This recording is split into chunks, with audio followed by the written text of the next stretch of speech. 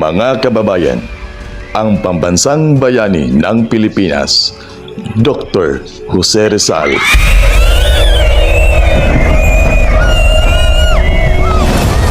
Ang bantayog ng perlas ng silanganan. Lumaki at namulat sa Calamba, Laguna, kasama ang kanyang ama't ina na sina Francesco Mercado at Teodora Alonzo Realonda.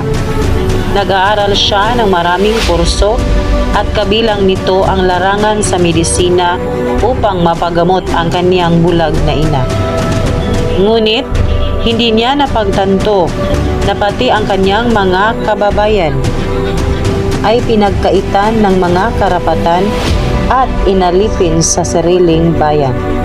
Itinatag niya ang samahang La Liga Filipina at pluma din ang ginamit niya bilang isang sandata upang ang bawat Pilipino ay mamulat sa pagkaalipin nila. Noli Me Tangere at El Filibusterismo ang kanyang mga kilalang nobela na naging daan upang maisaliwalat ang karahasan ng mga dayuhang taga-Espanya. Nampot siya at ikinulong sa Fort Santiago.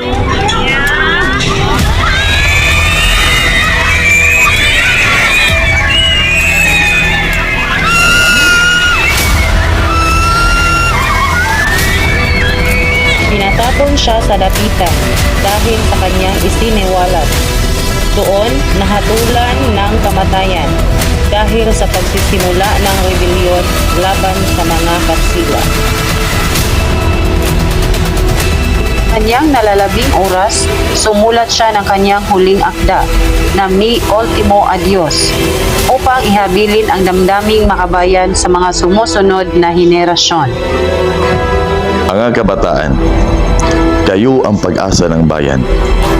Mahalin ninyo ang sariling wika. Kasi ang hindi marunong magmahal sa sariling wika ay higit pa sa malansang isda. Saan man kayo magpunta, palaging isipin ang ating inang bayan, sapagkat ang hindi marunong lumingon sa pinanggalingan ay hindi makararating sa paroroonan. Batid niya ang kanyang nalalabing oras. Kinuha siya ng mga kawal sa kanyang silid at pinusasan.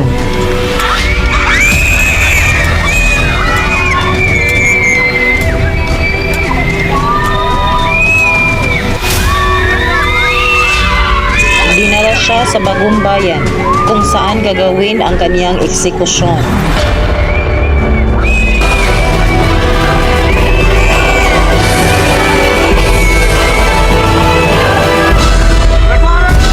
Consumatum est.